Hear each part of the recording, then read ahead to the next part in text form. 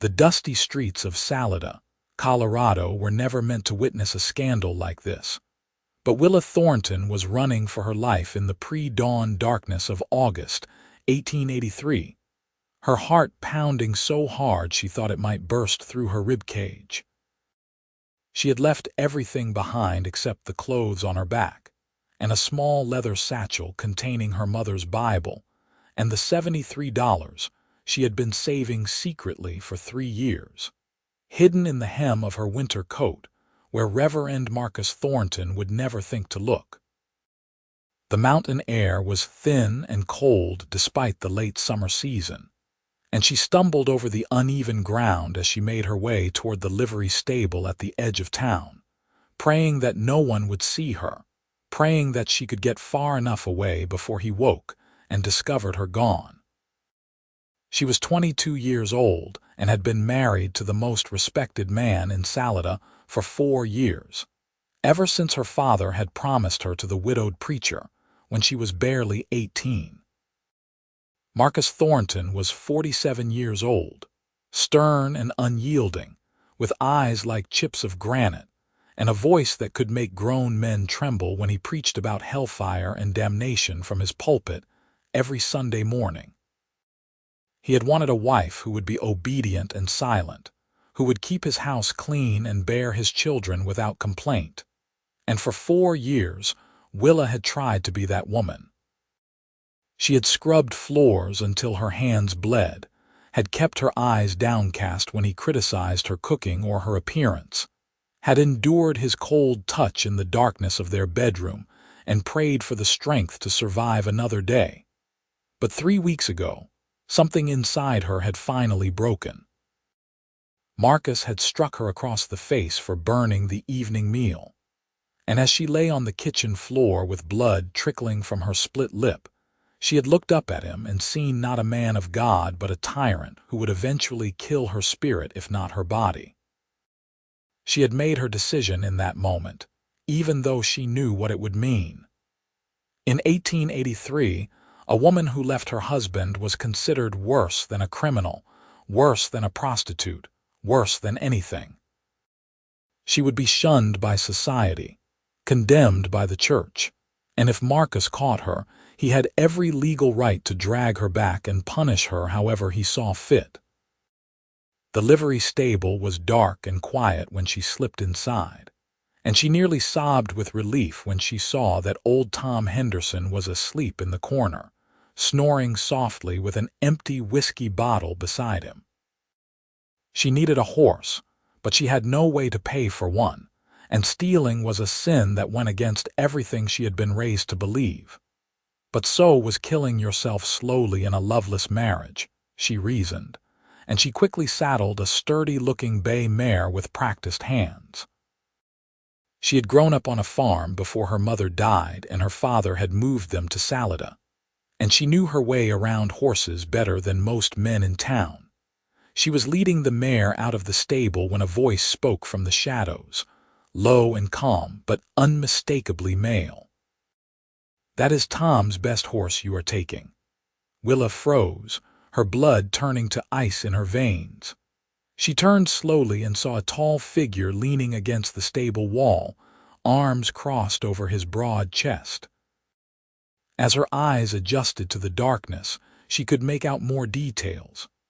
A cowboy hat pulled low over his face, worn leather chaps, a gun belt slung around narrow hips. He stepped into the pale moonlight filtering through the stable door, and she saw that he was young, probably no more than 25 or 26, with dark hair that curled slightly at the collar of his shirt and eyes that seemed to take in everything without judgment. "Please," Willa whispered, her voice breaking, "please do not tell anyone you saw me." The cowboy studied her for a long moment, and she was acutely aware of how she must look with her hair in disarray, her dress rumpled, and the purple bruise on her cheekbone that she had tried to cover with powder. She saw his jaw tighten as his gaze lingered on that bruise, and something flickered in his eyes that might have been anger or sympathy or both. "Where are you headed?" he asked. "Anywhere but here," she said honestly. "Please, I do not have much time. He will wake soon, and if he finds me—" She did not need to finish the sentence. The cowboy straightened and walked toward her with an easy, confident gait that suggested he was comfortable in his own skin in a way that Willa had never been. Up close, she could see that his eyes were a startling blue-green, like the Arkansas River on a clear summer day, and there was a gentleness in his face that seemed at odds with the rugged appearance of the rest of him. "That bruise is from your husband," he said. It was not a question. Willa looked away, shame burning in her chest. "I should go." "Wait." The cowboy held up a hand. "You cannot just ride off into the mountains alone with no plan and no supplies. You will be dead before you make it 20 miles.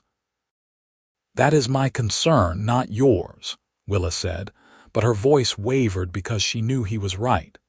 She had no idea where she was going or how she would survive once she got there. She just knew she could not stay. The cowboy was quiet for a moment, then he seemed to come to some kind of decision. "My name is James Keller. I have been working at the Patterson Ranch for the past 6 months, and I am leaving this morning to head north to Wyoming. I have a job waiting for me there at a cattle outfit near Cheyenne. You can ride with me if you want." Willa stared at him in disbelief. "Why would you help me? You do not even know me."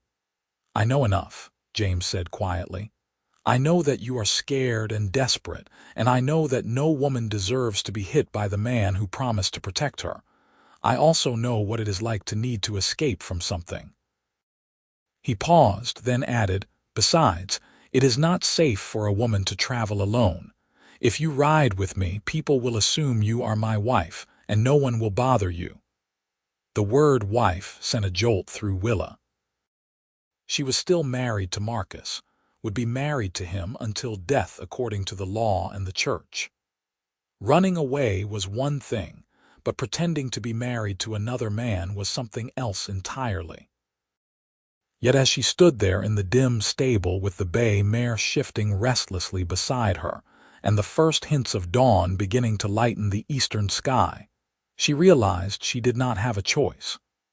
James Keller was offering her a chance at survival, and she would be a fool to refuse it. "All right," she said, "but I cannot pay you, and I do not want you to think that I expect." "I am not asking for anything except your company on the trail," James said firmly. "You have my word on that. Now let us get moving before anyone sees us." They left Salida just as the sun was rising over the Sawatch Range, painting the mountains in shades of gold and pink that were so beautiful they made Willa's chest ache. James rode a big black gelding that looked like it could run forever, and he had packed supplies enough for 2 people, as if he had known all along that he would not be traveling alone. They headed north along the Arkansas River, and James set a steady pace that ate up the miles without exhausting the horses. For the first few hours, they rode in silence. Willa was too overwhelmed by what she had done to make conversation, and James seemed content to let her be. But as the morning wore on and the sun climbed higher in the sky, she began to relax slightly. The mountains rose around them like protective walls, and with every mile they put between themselves and Salida, she felt a little more of the weight lift from her shoulders. When they stopped at midday to rest the horses and eat some of the jerky and hardtack James had brought, he looked at her with those calm blue-green eyes and said, "You do not have to tell me anything you do not want to, but it might help to talk about it." Willa wrapped her arms around herself, even though the day was warm. "What is there to say? I married a man I did not love because my father told me it was my duty. I tried to be a good wife, but nothing I did was ever good enough. And now I am a fugitive and a sinner, and I will probably spend the rest of my life looking over my shoulder, waiting for him to find me." "He will not find you," James said with quiet certainty. "And you are not a sinner for wanting to be treated like a human being instead of property." Willa looked at him in surprise.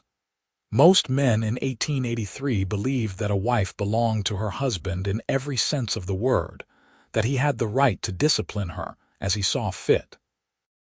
But James spoke as if he believed something different, and she found herself curious about this stranger who had appeared in her darkest hour like an answer to a prayer she had not known how to pray. "Why are you really helping me?" she asked. "And please do not tell me it is just because you are a good person.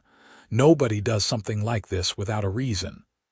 James was quiet for a long moment, his gaze distant. Finally, he said, "My mother was married to a man who beat her. My father. I was 10 years old when he killed her during one of his rages. He went to prison, and I went to live with my uncle in Kansas. I swore then that I would never stand by and watch a man hurt a woman if I had the power to stop it." He looked at Willa, and she saw old pain in his eyes. "So when I saw you in that stable with fear written all over your face and a bruise on your cheek, I knew I had to help. That is the truth." Willa felt tears prick her eyes. "I am sorry about your mother." "So am I," James said softly. "But maybe some good can come from it if I can help you get away from your husband." They rode on through the afternoon, and Willa found herself stealing glances at James when she thought he was not looking. He sat his horse with the easy grace of someone who had spent most of his life in the saddle, and there was a quiet strength about him that made her feel safer than she had felt in years. He was handsome in a rough, weathered way, with strong features and a mouth that looked like it smiled easily, although she had not yet seen him do so. She wondered what his story was beyond the tragic death of his mother, what had brought him to Colorado, and what he was hoping to find in Wyoming. As the sun began to set, James led them off the main trail to a sheltered spot beside the river where they could camp for the night. He unsaddled the horses and let them graze while Willa gathered firewood, grateful to have something useful to do. James built a fire with practiced efficiency, and soon they were sitting across from each other with tin cups of coffee warming their hands and the sound of the river gurgling in the background. "We should reach the Wyoming border in about 5 days if the weather holds," James said. "Once we get to Cheyenne, you can decide what you want to do. The cattle outfit I am going to work for is always looking for help in the kitchen and the laundry if you are interested. The pay is not much, but it comes with room and board." "You would do that for me?" Willa asked. "Help me find work. Why not?" James said. "Like I said, you cannot just wander around alone. You need somewhere safe to land, at least for a while." Willa looked down at her coffee, overwhelmed by his kindness. "I do not understand you, James Keller. Most men would have turned me over to my husband or demanded payment for their help. But you are offering me everything and asking for nothing in return. What kind of man does that?" James smiled then, just a small quirk of his lips, but it transformed his face and made him look younger and more approachable. "Maybe just a man who knows what it is like to need help and not have anyone to turn to. Or maybe I am a fool. Time will tell." "You are not a fool," Willa said quietly. "You are the answer to a prayer." They talked late into the night, and Willa found herself opening up to James in a way she had never opened up to anyone. She told him about her childhood on the farm, about her mother's death from influenza when she was 16, about her father's descent into grief and alcohol that had led him to practically sell her to Marcus Thornton in exchange for the preacher's promise to help him with his debts. She told him about the 4 years of her marriage, about the loneliness and the fear and the slow erosion of her spirit until she had almost forgotten who she was. James listened without interrupting, and when she finally fell silent, he said, "You are one of the bravest people I have ever met. It takes courage to walk away from everything you know, even when staying would kill you." "I do not feel brave," Willa admitted. "I feel terrified. Courage and fear are not opposites," James said. "Courage is being afraid and doing what needs to be done anyway. You have that in spades." That night, Willa lay in her bedroll under the vast expanse of stars and listened to the river and the crackling of the dying fire. For the first time in 4 years, she felt something that might have been hope stirring in her chest. She was not free yet, not really, but she was on her way. And she was not alone. The next few days fell into a comfortable rhythm. They rode from dawn until late afternoon, stopped to rest the horses and eat, then made camp in whatever sheltered spot James could find. He was easy to be around, never pushing her to talk when she wanted to be quiet, but always ready with a story or observation when she needed distraction. He told her about his years working on cattle drives, about the time he had helped break up a stampede in a lightning storm and nearly been trampled, about the cowboy who could play the fiddle so beautifully that it made grown men cry. Willa found herself laughing at his stories, something she had not done in so long that the sound of her own laughter startled her. She also found herself watching him more and more, noticing the way his hands moved with confident precision, whether he was building a fire or checking his horse's hooves, the way his eyes crinkled at the corners when he smiled, the way he always made sure she had eaten before he took his own food. On the fourth day, they passed through a small town called Fairplay, and James insisted on buying supplies even though Willa protested that he had already spent too much on her. "Consider it an investment," he said with that small smile. "If you are going to be cooking for a bunch of hungry cowboys in Wyoming, they need to know you can make something other than hardtack." In the general store, Willa was acutely aware of the way people looked at them. She knew they made an odd pair. James in his cowboy gear and her in her plain, dusty dress that marked her as a respectable woman, or at least someone who had been respectable once. The store owner's wife gave her a sharp, assessing look that made Willa's stomach clench with anxiety. But James put his hand on the small of her back, a gesture that was both protective and proprietary, and said to the woman, "My wife and I are heading north. We need flour, coffee, salt, and whatever dried fruit you have." The word wife again. The woman's expression softened slightly, and she bustled off to gather the supplies. Willa stood very still, hyper-aware of James's hand on her back, of the warmth of his palm through the fabric of her dress.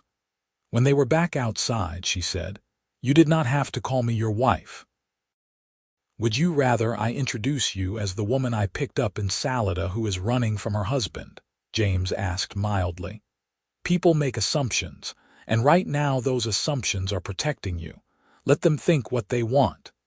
He was right, of course, but the lie still made her uncomfortable. Or perhaps what made her uncomfortable was how much she did not mind the lie. How easy it was to imagine actually being married to someone like James, someone who treated her with respect and kindness, instead of contempt and cruelty. That night, as they sat by the fire, James said, "Tell me something happy, something from before your marriage." Willa thought for a moment. "When I was a little girl, my mother used to take me down to the creek in the summer, and we would wade in the water and look for pretty stones. She had a whole collection of them in a jar in our kitchen. She said each stone was a prayer that God had answered, and that we should always remember to be grateful for the little things as well as the big ones." She smiled at the memory. "I loved those afternoons. It was just the two of us, and she would tell me stories about when she was young and everything felt perfect." "Your mother sounds like she was a wonderful woman," James said. "She was," Willa said softly. "I wish she were still here. She would have known what to do about Marcus. She never would have let me marry him in the first place." "Well, you got yourself out in the end," James said. "That is what matters." On the fifth day, they crossed into Wyoming territory, and Willa felt something loosen in her chest. Colorado was behind her now, and with it, Marcus and Salida and everything that had trapped her for so long. She knew it was not truly over, that Marcus could still find her if he looked hard enough, but for the first time she allowed herself to believe that she might actually have a future. They reached the outskirts of Cheyenne 2 days later, and Willa stared at the bustling city with a mixture of excitement and trepidation. Cheyenne was much larger than Salida, with wide streets and grand buildings and more people than she had ever seen in one place. The railroad had come through in 1867, and the city had exploded in size, becoming a major hub for the cattle industry and a gateway to the West. James led them through the streets to a boarding house on the edge of town, and he arranged for 2 rooms without asking her what she wanted. When they were alone in the hallway, he said, "You need a place to stay while you figure out what comes next. I will go to the cattle outfit tomorrow and talk to the foreman about getting you a job if that is what you want. But there is no rush. Take some time to rest and think." "How can I ever repay you?" Willa asked, feeling tears threaten again. "You do not owe me anything," James said firmly. "You saved yourself, Willa. I just helped you get from one place to another." But it was more than that, so much more, and they both knew it. Over the past week, James had become her lifeline, her protector, her friend. She had come to depend on his steady presence, his quiet strength, his kindness. And if she was honest with herself, she had also come to feel something else, something that made her heart race when he smiled at her, and made her lie awake at night, wondering what it would be like to be held by someone who actually cared about her. The next morning, James left early to ride out to the cattle outfit, and Willa spent the day wandering the streets of Cheyenne, marveling at the shops and the people and the sense of possibility that seemed to hang in the air. She used some of her precious savings to buy a new dress, something simple but pretty in a soft blue cotton that brought out the color of her eyes. She also bought a bonnet to replace the one she had left behind in Salida, and a new pair of boots because her old ones were falling apart. When James returned that evening, his face was troubled. Willa's heart sank as he took off his hat and ran a hand through his hair, a gesture she had come to recognize as a sign that he was worried about something. "What is wrong?" she asked. "The foreman said they do not need anyone right now," James said. "I tried to convince him, but he was firm. I am sorry, Willa. I really thought it would work out." Willa felt disappointment wash over her, but she forced herself to smile. "It is all right. I will find something else. There must be other places in Cheyenne that need help." But over the next week, she discovered that finding work as a single woman with no references and no family was nearly impossible. Every place she applied either had no positions available or wanted to know too much about her background. She did not dare tell the truth about why she had left Salida, but she was a terrible liar, and people could sense that she was hiding something. Her savings were dwindling rapidly, and she was beginning to panic. James spent every evening with her, bringing her dinner from the boarding house kitchen and trying to lift her spirits with stories and conversation. She could see the worry in his eyes, though, and she knew he was trying to figure out a solution.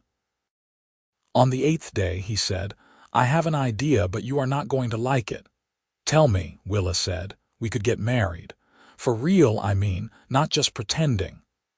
James spoke quickly, as if he needed to get the words out before he lost his nerve.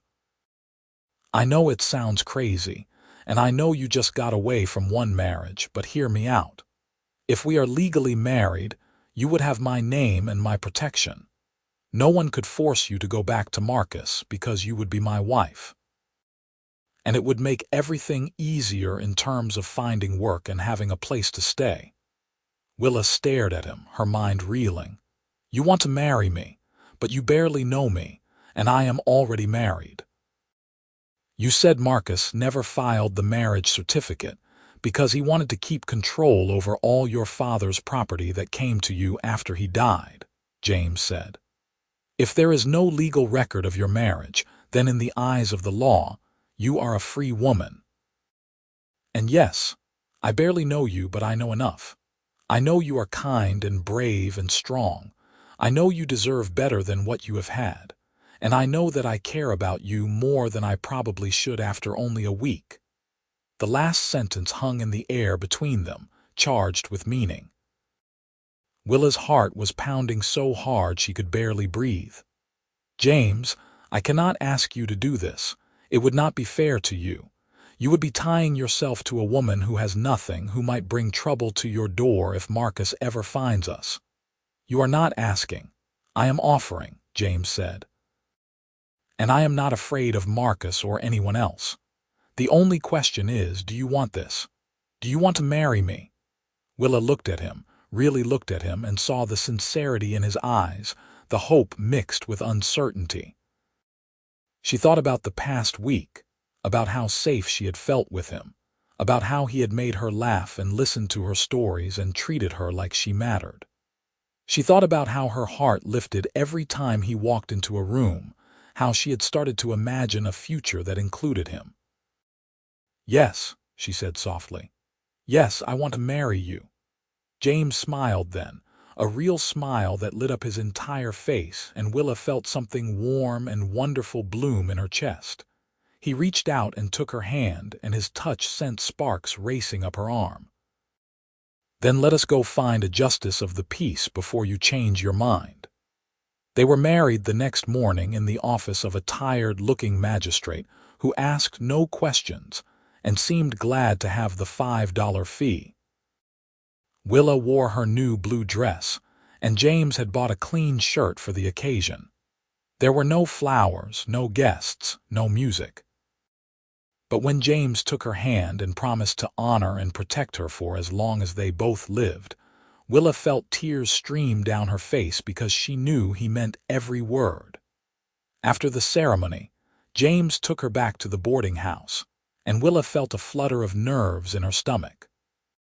She was married again, but this time to a man who had chosen her freely, who had asked her what she wanted.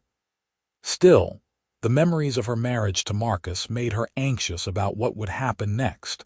James must have sensed her tension because he said, "I am going to get us some lunch.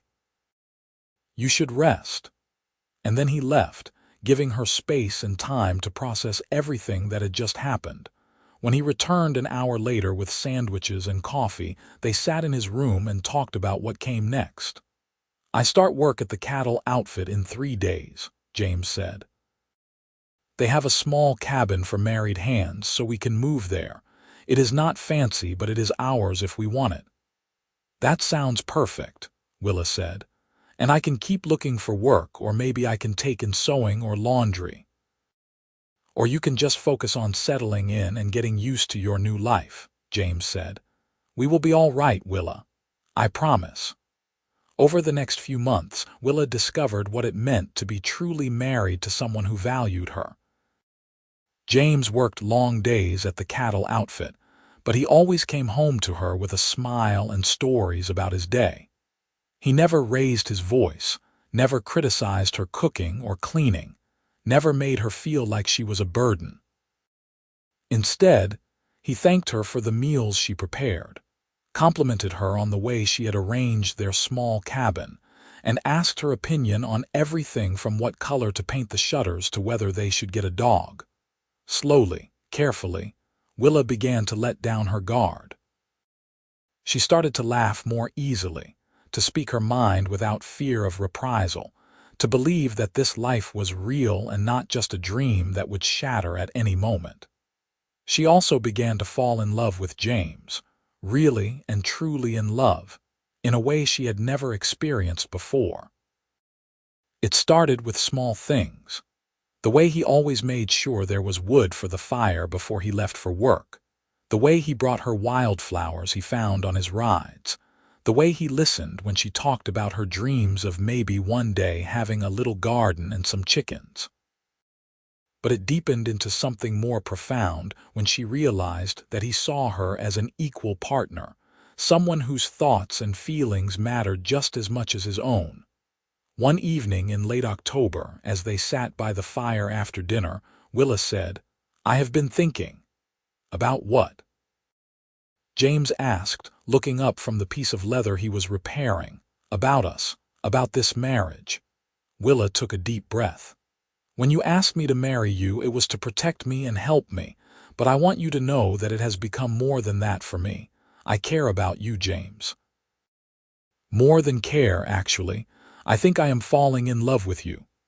James set down the leather and crossed the room to sit beside her on the small sofa. He took her hand, and his eyes were intense as he looked at her. Willa, I have been in love with you since about the third day we were on the trail together. I did not say anything because I did not want to pressure you or make you feel like you owed me something. But I am so glad you feel the same way because keeping it to myself has been killing me. Willa laughed, a sound of pure joy, and then James was kissing her, softly at first and then with more passion as she responded. It was nothing like the cold, perfunctory kisses Marcus had given her. This was warm and sweet and full of promise, and when they finally pulled apart, Willa was breathless and smiling. I want this to be a real marriage, she whispered, in every way. Are you sure? James asked, searching her face. I do not want to rush you. I am sure, Willa said, and she was. She trusted James completely, trusted him with her body and her heart and her future. That night, they made love for the first time, and it was a revelation. James was gentle and patient, taking his time to make sure she was comfortable, asking her what she wanted and needed. There was no pain, no coldness, no sense of duty. There was only warmth and pleasure and the overwhelming feeling of being cherished. Afterward, as they lay tangled together in the narrow bed, Willa cried tears of happiness because she had never known that intimacy could be like this. I love you, James whispered against her hair. I love you so much. I love you too, Willa said, and she meant it with every fiber of her being. For the next 6 months, life was good, better than good. Willa flourished in the small cabin, creating a home that was warm and welcoming. She made friends with some of the other ranch wives, women who accepted her without question and welcomed her into their circle. She started a garden in the spring, and she and James adopted a scruffy little dog they named Buster, who followed James everywhere and made them both laugh with his antics. But in late May of 1884, their peaceful existence was shattered when a stranger arrived at the cattle outfit, asking questions about a woman named Willa Thornton. One of the hands, a gossipy man named Pete who had never liked James much, was happy to tell the stranger that there was indeed a woman by that name living on the ranch, married to James Keller. James came home that evening looking grim, and Willa knew immediately that something was wrong. He found us, she said, her voice barely above a whisper. Not yet, but he is close, James said. A man came to the ranch today asking about you. I did not see him, but Pete described him as middle-aged, dark hair going gray, dressed like a preacher. Does that sound like Marcus? Willa nodded, her hands shaking. What are we going to do? We are going to face this, James said firmly. You are my wife now, legally married to me. Marcus has no claim on you. The law might not see it that way, Willa said. If he can prove we were married first, even without a certificate, he could have our marriage annulled. He could force me to go back with him. Then we will make sure he cannot prove it, James said. We will get a lawyer if we need to. We will fight this, Willa. I am not going to let him take you. The next morning, Marcus arrived at their cabin. Willa heard the knock on the door and knew who it was before she opened it. He looked exactly as she remembered, tall and stern, with cold eyes and a mouth that seemed permanently set in a disapproving line. He had aged in the 9 months since she had last seen him, new lines etched around his eyes and mouth, but he still radiated the same air of rigid authority. Willa, he said, his voice like ice. I have been searching for you for a very long time. I have nothing to say to you, Willa said, trying to keep her voice steady. Please leave. You are my wife, Marcus said. You belong to me, and I have come to take you home." "She is not your wife," James said, stepping up behind Willa. "She is mine. We were married last year, and we have the certificate to prove it." Marcus's eyes narrowed as he looked at James. "This marriage is a sham. Willa was married to me in the sight of God, and no piece of paper can change that." "You never filed a legal marriage certificate," James said. "So in the eyes of the law, your marriage never existed. Willa is free, and she chose to marry me." "You have committed adultery and theft," Marcus said to Willa, ignoring James. "You stole a horse and money that belonged to me, and you ran off with this cowboy like a common harlot. But I am a forgiving man. If you come back with me now and repent of your sins, I will not press charges." Willa felt rage surge through her, burning away the fear.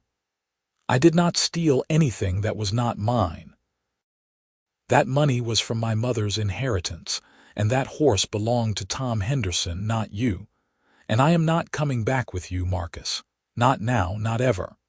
Marcus's face darkened with anger. "You will regret this, Willa. I will make sure everyone knows what you are. I will ruin your reputation and your husband's career. I will have this false marriage annulled, and I will drag you back to Salida in chains if I have to." "You will do no such thing," James said, his voice low and dangerous. "If you try to hurt Willa or interfere in our lives, you will have to deal with me. And I promise you, preacher, you do not want that." Marcus looked at James with contempt. "You are threatening a man of God." "I am protecting my wife from a man who used religion as an excuse to abuse her," James said. "There is nothing godly about what you did to Willa, and we both know it." For a moment, Marcus looked like he might strike James, but then he seemed to think better of it. "This is not over," he said coldly. "I will go to the authorities. I will make sure everyone knows what kind of woman Willa is and what kind of man you are for harboring her." After Marcus left, Willa collapsed into a chair, shaking. James knelt beside her and took her hands. "We are going to be all right," he said. "He is bluffing. He has no legal standing, and if he tries to cause trouble, we will fight back." But Marcus was true to his word. Over the next few days, he went to the local sheriff and the magistrate who had married them, spinning a tale about how Willa was his runaway wife and how James had knowingly married another man's spouse. He stood in the town square and preached about sin and adultery, pointing to Willa and James as examples of moral corruption. The reaction from the town was swift and brutal. Some people were sympathetic to Willa, especially the women who had heard whispers about Marcus's true nature, but many more sided with the preacher. After all, he was a respected man of the cloth, and Willa was just a woman who had left her husband. The fact that she and James could not prove that Marcus had never filed a legal marriage certificate worked against them, because in the absence of proof, most people assumed the preacher was telling the truth. James's foreman called him into his office and told him, regretfully, that he would have to let him go. "I do not want to do this," the foreman said, "but the other ranchers are putting pressure on me. They say they do not want a man who would steal another man's wife working around their cattle." "I am sorry, James. You are a good hand, but I cannot afford to lose business over this." That night, James and Willa sat in their cabin and faced the reality of their situation. They had no job, no income, and a whole town turned against them. Marcus was staying at the hotel in Cheyenne, no doubt waiting to see what they would do next. "Maybe I should go with him," Willa said quietly. "Maybe if I do, he will leave you alone and you can rebuild your life." "Absolutely not," James said fiercely. "I would rather live in poverty for the rest of my life than send you back to that man. We will find another way." The next morning, they went to see a lawyer, a sharp-eyed woman named Catherine Brennan, who had recently set up practice in Cheyenne and was known for taking on difficult cases. She listened to their story without interrupting, and when they were finished, she said, "I think we can win this, but it will not be easy. The key is proving that Marcus never filed a legal marriage certificate. If we can do that, then his marriage to you was never valid and your marriage to James stands." "How do we prove that?" Willa asked. "We go to Salida and search the county records," Catherine said. "If there is no certificate on file, that is all the proof we need. But you should know that Marcus could have filed it at any time, even after you left.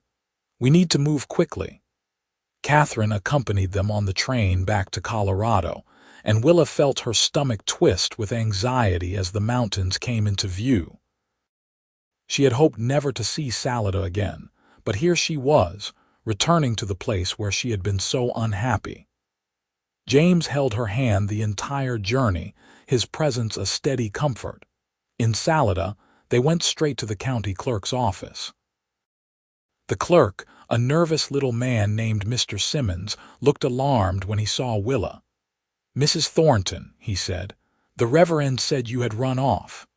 "I did," Willa said calmly. "And now, I need you to search your records for a marriage certificate between myself and Marcus Thornton, dated 4 years ago." Mr. Simmons looked uncertain. "I am not sure I should do that without the Reverend's permission." "You do not need his permission to provide public records," Catherine said sharply. "Now please do as we ask." Grumbling, Mr. Simmons disappeared into the back room and emerged 20 minutes later with a dusty ledger. He flipped through the pages, running his finger down the entries. Finally, he looked up with a confused expression. "There is no record of a marriage between Marcus Thornton and Willa here. Are you sure you were married in Salida?" "Yes," Willa said, her heart pounding. "We were married in the church 4 years ago. Marcus said he would file the certificate." "Well, he never did," Mr. Simmons said. "There is nothing here." Catherine smiled grimly. "That is exactly what we needed to hear. Mr. Simmons, I need you to provide us with a notarized statement confirming that there is no record of this marriage in your files." With the notarized statement in hand, they returned to Cheyenne, and Catherine filed a motion with the court to have Marcus's claims dismissed. She also filed a countersuit accusing Marcus of slander and harassment. The case went before a judge a week later, and the courtroom was packed with curious onlookers eager to see how the drama would unfold. Marcus sat on one side with his own lawyer, a pompous man who kept referring to Willa as the wayward wife. James and Willa sat on the other side with Catherine, who presented their evidence with calm, methodical precision. When the judge saw the notarized statement from the county clerk, he frowned and said to Marcus, "Reverend Thornton, do you have any evidence that you actually filed a marriage certificate?" Marcus stood, his face red with anger. "I do not need a piece of paper to prove that Willa is my wife. We were married in the sight of God, and that is all that matters." "I am afraid that is not how the law works," the judge said dryly. "Without a legal certificate, there is no legal marriage. Mrs. Keller is free to marry whomever she chooses, and her marriage to Mr. Keller is entirely valid." He banged his gavel. "Case dismissed. And Reverend, I suggest you return to Colorado and stop harassing this young couple, or I will have you arrested for stalking." Willa felt tears of relief stream down her face as James pulled her into his arms. They had won. Marcus could not touch her now. She was free, truly free for the first time in her life. Marcus left Cheyenne the next day, his face twisted with fury and humiliation. Catherine told them that she doubted he would try anything else, since he had been publicly embarrassed and had no legal standing. "But if he does bother you again, let me know immediately," she said. "I will make sure he regrets it." With the legal battle over, James and Willa faced the challenge of rebuilding their lives. James's reputation had been damaged by the scandal, and it took several weeks of searching before he found another job, this time at a smaller outfit about 30 miles outside of Cheyenne. The pay was less and the work harder, but James did not complain. "We are together," he said. "That is all that matters." Willa took in sewing and laundry to help make ends meet, and slowly they began to recover financially. But the emotional toll of the ordeal lingered. Willa had nightmares about Marcus finding her again, and James worried constantly that someone would dredge up the scandal and cost him another job. What saved them was the support of a few good people who believed in them. Catherine Brennan became a close friend, stopping by their cabin whenever she was in the area to check on them and share a meal. The foreman at James's new outfit, a weathered man named Bill Cooper, treated James with respect and made it clear that he did not care about gossip, only about whether a man could do his job.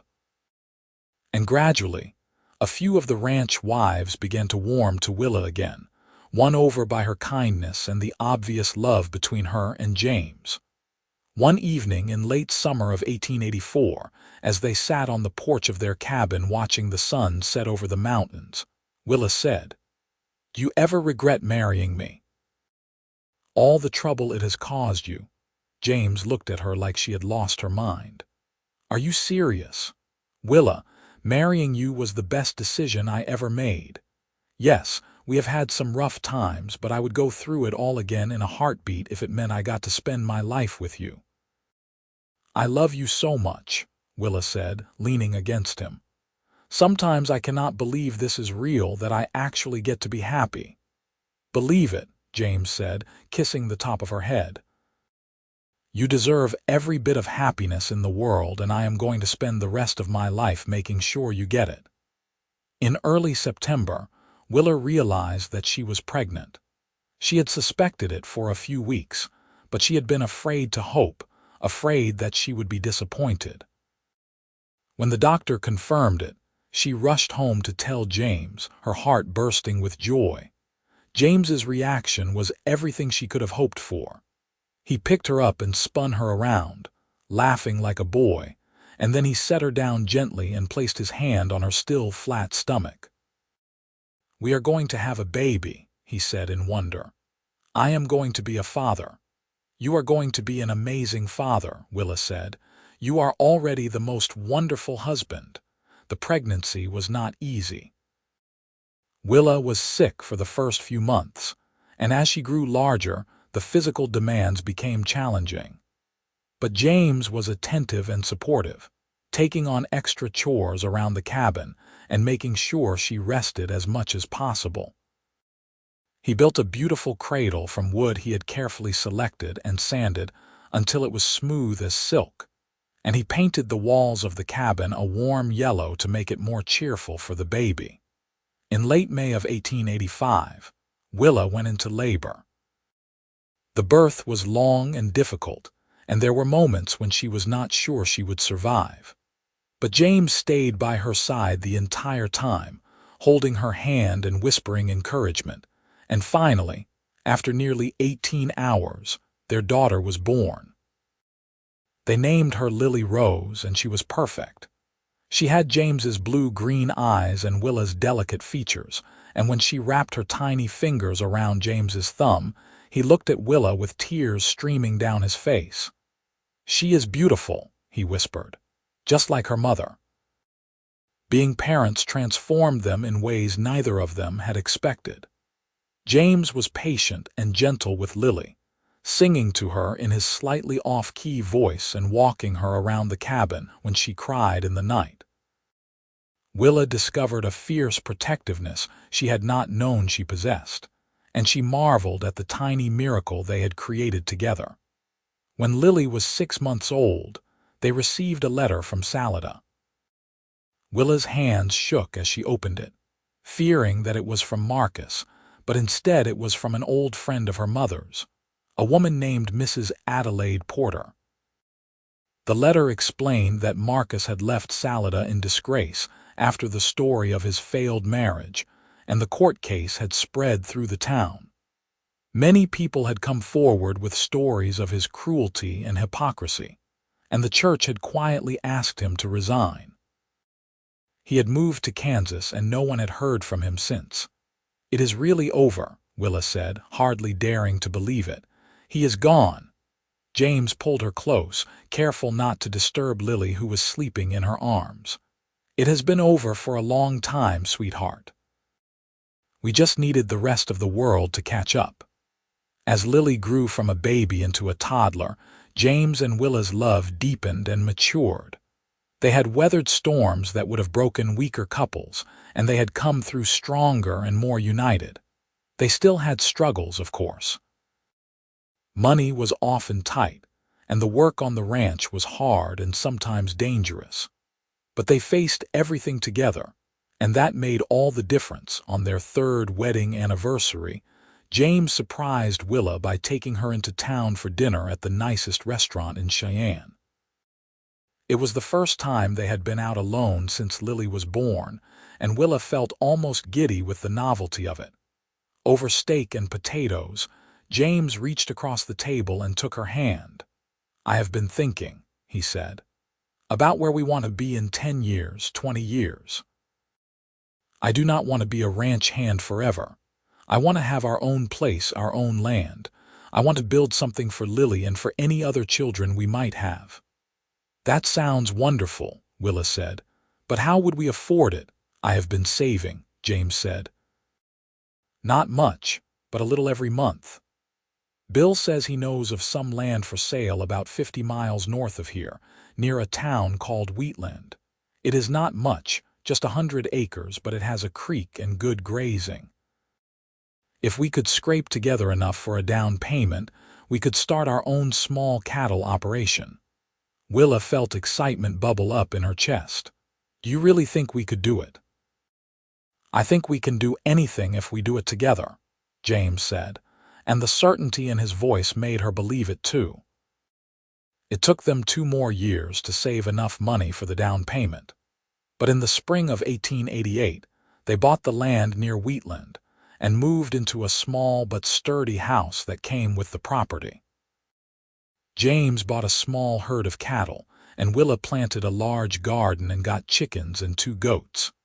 It was hard work, harder than anything they had done before, but it was theirs, and that made every aching muscle and every long day worthwhile.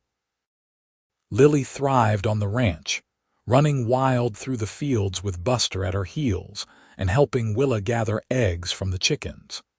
She was a bright, curious child who asked endless questions and had her father's easy smile. Watching her grow and flourish, Willa was grateful every single day that she had found the courage to leave Marcus, that she had met James, that life had given her this second chance at happiness. In the fall of 1888, Willa discovered that she was pregnant again. This pregnancy was easier than the first, and in May of 1889, she gave birth to a son they named Henry James. He was a big, robust baby with James's dark hair and a loud cry that announced he was ready to take on the world. With 2 children and a growing ranch, life was chaotic and exhausting and absolutely perfect. James proved to be every bit as good a businessman as he was a rancher, and within a few years, their operation was thriving. They hired a couple of hands to help with the cattle, and Willa took on a hired girl to help with the children and the house. They were not rich by any means, but they were comfortable, and more importantly, they were happy. On a warm evening in June of 1892, Willa and James sat on the porch of their house, watching Lily and Henry play in the yard while the sun set in a blaze of orange and gold. Lily was 7 now, tall and graceful, and Henry was a rambunctious 3-year-old who kept his sister on her toes. Willa was pregnant again, due in the fall, and she rested one hand on her swollen belly as she leaned against James. "You remember the night we met?" James asked, his arm around her shoulders. "I remember every detail," Willa said. "I was so scared and you were so calm." I thought you were either an angel or a madman to help me the way you did. James laughed. Definitely a madman, but I am glad I did it. I cannot imagine my life without you, Willa. I cannot imagine mine without you either, Willa said. You saved me in every way a person can be saved. You gave me a life I never dreamed I could have. We saved each other, James said softly. I was just drifting before I met you, going from job to job with no real purpose. You gave me a reason to build something, to put down roots, to believe in the future. They sat in comfortable silence for a while, watching their children play and listening to the sounds of the ranch settling down for the night. Then Lily ran up to the porch, her face flushed and her eyes bright. "Papa, tell us the story about how you and Mama met," she said. "Please." James looked at Willa and she nodded.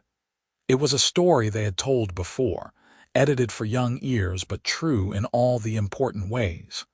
James pulled Lily onto his lap and Henry toddled over to sit at his feet. "Well," James began, "it was a long time ago, back when I was just a cowboy looking for work. I was in a little town in Colorado, and I met a very brave woman who needed help. She was running away from a bad situation, and she did not know where to go or what to do. So I told her I would help her get to safety, and we rode north together for a week." "And you fell in love," Lily said, her voice dreamy. "Yes, we did," James said, smiling at Willa over their daughter's head. "We fell in love and we got married and we had you, and we have been happy ever since." "Did you have to be very brave?" Henry asked Willa. "I did," Willa said. "But your papa was braver. He stood up for me when no one else would, and he made me believe that I deserved to be happy. That is the bravest thing of all, I think. Believing that people deserve kindness and fighting for them even when it is hard." "I want to be brave like Papa," Henry declared. "You will be," James said, ruffling his son's hair. "You already are. Now it is getting late. Time for bed." There were the usual protests and negotiations, but eventually, both children were tucked in and asleep. James and Willa stood in the doorway of the room they shared, looking at their sleeping children with expressions of profound love and contentment. "We did good," James said quietly. "We did," Willa agreed. "And we are going to do even better with this one." She patted her belly. In October of 1892, Willa gave birth to another daughter, whom they named Rose Adelaide after Willa's mother and the woman who had written to them with news of Marcus's departure from Salida. The birth was quick and relatively easy, and Rose was a calm, placid baby who seemed content to simply observe the world around her with wide, wondering eyes. The years that followed were filled with the joys and challenges of raising 3 children and running a successful ranch. There were droughts and hard winters, sick cattle and broken equipment, moments of worry and stress. But there were also birthday parties and Christmas mornings, school plays and picnics by the creek, quiet evenings by the fire with James reading aloud while Willa mended clothes and the children played. Through it all, James and Willa's love for each other remained the foundation of their family. They still talked late into the night, sharing their hopes and fears and dreams. They still held hands when they walked, still stole kisses when the children were not looking, still looked at each other with wonder and gratitude that they had found one another. In the summer of 1898, when Lily was 13 and preparing to go to the new high school in Wheatland, she asked Willa a question that had clearly been on her mind for some time. "Mama, did you really run away from your first husband? I heard some of the ladies at church talking about it." Willa felt her heart clench, but she had known this conversation would come eventually. She sat down beside her daughter and took her hand. "Yes, I did," she said honestly. "I was married to a man who hurt me, and I was very unhappy. Leaving him was the hardest and the scariest thing I ever did, but it was also the right thing. If I had stayed, I would not have met your father, and I would not have you and Henry and Rose." Were you afraid? Lily asked. Terrified, Willa admitted. But sometimes being brave means being afraid and doing the thing anyway. Your father taught me that. I am glad you were brave, Lily said, hugging her mother tightly. I am glad you found Papa and that you are happy now. So am I, sweetheart, Willa said, holding her daughter close. So am I. That evening she told James about the conversation, and he pulled her into his arms. Our children are going to hear things, he said. People love to gossip, but they will also see how much we love each other and how good our life is together. That is what will matter in the end. As the century turned and the new age of 1900 dawned, James and Willa looked back on the 17 years they had been together with a sense of profound gratitude. Their ranch was thriving, their children were healthy and happy, and their love had only grown stronger with time. Lily had grown into a beautiful, intelligent young woman who dreamed of becoming a teacher. Henry, now 11, was passionate about horses and spent every free moment in the stable. And Rose, at 8, was showing signs of her mother's nurturing nature, always looking after the younger animals on the ranch and taking care of anyone who seemed sad or hurt. One evening in May of 1900, James and Willa celebrated their 16th wedding anniversary by taking a long walk along the creek that ran through their property. The sun was setting, painting the sky in shades of pink and purple, and the air was sweet with the scent of wildflowers. Do you ever think about that night in Salida? James asked. When you were in the stable stealing that horse? Sometimes, Willa said. It feels like a lifetime ago, like it happened to a different person. I was so lost and scared back then. I did not know who I was or what I wanted. But now I know. What do you want? James asked, even though he knew the answer. This, Willa said simply, gesturing to the land around them and then placing her hand over her heart. This life, this family, it is more than I ever dreamed possible. I want the same things, James said. And I want to grow old with you, watching our grandchildren play in this yard and knowing that we built something good and lasting. We will, Willa said with certainty. We have already been through so much together. We can handle anything that comes our way. They stood there by the creek as the stars began to appear in the darkening sky, holding each other close and feeling the deep, abiding love that had sustained them through every trial and triumph. It was not always easy, this life they had built together, but it was theirs, and it was worth every struggle. In the years that followed, they watched their children grow into remarkable adults. Lily became a teacher, just as she had dreamed, and eventually married a kind young man who owned a general store in Wheatland. Henry took over much of the day-to-day running of the ranch as James got older, proving himself to be a skilled rancher and businessman. And Rose became a nurse, dedicating her life to helping others in the same way her mother had always helped her. James and Willa became grandparents, and then great-grandparents, and their house was always full of laughter and love and the sound of children playing. They never forgot where they had come from or how far they had traveled, both literally and figuratively, to get to this place of peace and contentment. On their 30th wedding anniversary in 1914, their children threw them a grand party on the ranch. Friends and neighbors came from miles around to celebrate with them, and there were speeches and toasts and a beautiful cake that Rose had made herself. As the sun set and the party wound down, James and Willa found themselves alone on the porch once more, watching the last of their guests depart. 30 years, Willa marveled, leaning her head on James's shoulder. Who would have thought that the frightened woman in that stable and the cowboy who helped her would end up here? I would have, James said with a smile.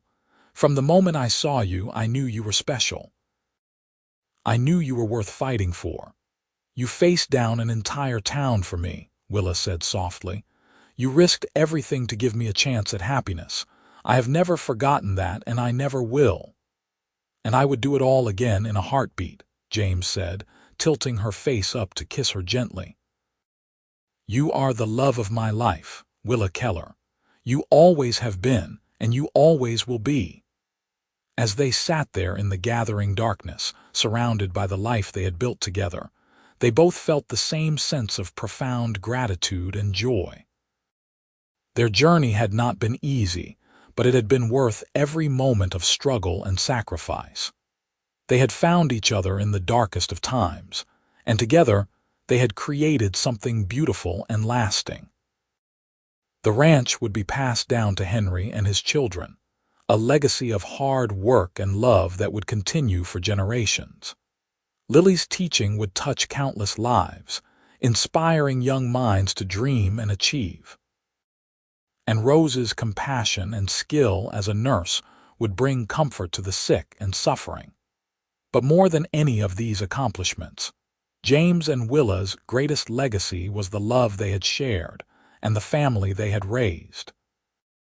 They had proven that even in the hardest of circumstances, even when the whole world seemed arrayed against them, love could triumph. They had shown their children and grandchildren that courage and kindness and commitment were not old-fashioned virtues, but timeless truths that could transform lives. As the years passed and they grew older together, their love only deepened. There were more grandchildren and great-grandchildren, more celebrations and milestones, more quiet evenings on the porch watching the sun set over the mountains. There were also losses and sorrows, as is inevitable in any long life, but they faced these together with the same strength and grace that had carried them through their early trials. In the spring of 1925, on a warm afternoon in May, James and Willa celebrated their 41st wedding anniversary with a small gathering of their immediate family. They were both in their 60s now, their hair silver and their faces lined with the passage of time, but their eyes still lit up when they looked at each other, and they still held hands like young lovers. After everyone had gone home and they were alone again, they took one more walk down to the creek, moving more slowly now, but still enjoying the beauty of the land they had worked so hard to build. They sat on the same spot where they had stood so many times before, watching the water flow past and listening to the sounds of evening settling over the ranch. I have been thinking about writing our story down, Willa said suddenly. For the grandchildren and the great-grandchildren, so they know where they came from. That is a wonderful idea, James said. What will you call it? Willa thought for a moment, then smiled. I will call it The Cowboy Who Saved Me, because that is what you did, James. You saved me in every way that matters. And you saved me right back, James said, pulling her close. We saved each other and we built a life that I am proud of every single day. They sat there as the stars came out, two people who had found each other against all odds and had created something beautiful and enduring. Their love story had begun in fear and desperation, but it had blossomed into something magnificent. A partnership built on trust and respect and unwavering devotion. A family that would carry their legacy forward for generations, and a love that would be remembered long after they were gone. As they finally stood to head back to the house, James took Willa's hand and said, I would do it all again, you know. Every single moment, the good and the bad, because it all led me to you. And I would run away from that stable 1,000 times if I knew you would be waiting in the shadows to help me, Willa said, squeezing his hand. You are my heart, James Keller. You always have been. They walked back to the house together in the gathering twilight, their love as strong and true as it had been on that first night when a frightened young woman had stolen a horse, and a cowboy with a kind heart had offered to help her escape. They had faced the whole town together, had overcome scandal and judgment and the threat of Marcus's wrath, and they had emerged victorious. Their children and grandchildren would tell their story for years to come, speaking of the courage it took for Willa to leave her abusive marriage, of the kindness James showed in helping a stranger, of the love that had sustained them through decades of joy and hardship. It would become a family legend, a reminder that love was worth fighting for and that even in the darkest moments, hope could prevail. As the years continued to pass, James and Willa remained devoted to each other until the very end. They celebrated 50 years of marriage, surrounded by a vast extended family that bore witness to the love they had shared. When James passed away peacefully in his sleep in 1933 at the age of 76, Willa held his hand and whispered all the things she had told him 1,000 times before. That he was the love of her life, that he had given her everything, that she would carry him in her heart forever. She followed him 2 years later, passing quietly in the same bedroom where they had shared so many years of happiness. Her last thoughts were of that night in the stable, of the cowboy who had stepped out of the shadows and offered her a chance at a new life, of all the years of love and laughter and family that had followed. The ranch continued to thrive under Henry's stewardship, and the family that James and Willa had created continued to grow and flourish. Their great-great-grandchildren would walk the same land and sit by the same creek, and they would hear the story of how their ancestors had found each other and built something lasting and beautiful. In the end, James and Willa's love story was exactly what they had wanted it to be.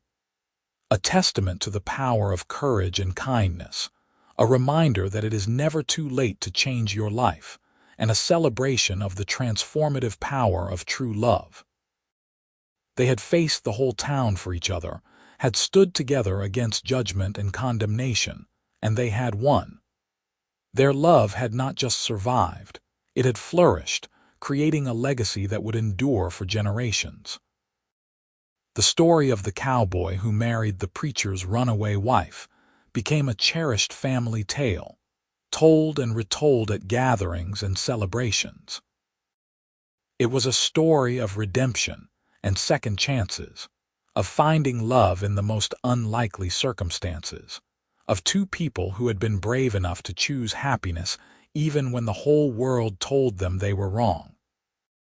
And in the quiet moments, when their descendants walked the land that James and Willa had built together, they could feel the presence of that enduring love, a reminder that some things transcend time and circumstance. The cowboy and his runaway bride had found each other in the darkness, and together they had created a light that would never be extinguished. Their love story, born in a dusty stable in Colorado in 1883, had grown into something magnificent and eternal. It was a love that had changed lives, that had created a family, that had proven that courage and kindness and unwavering devotion could overcome any obstacle. It was, in every sense of the word, a love for the ages, and it would be remembered and celebrated for as long as their family endured.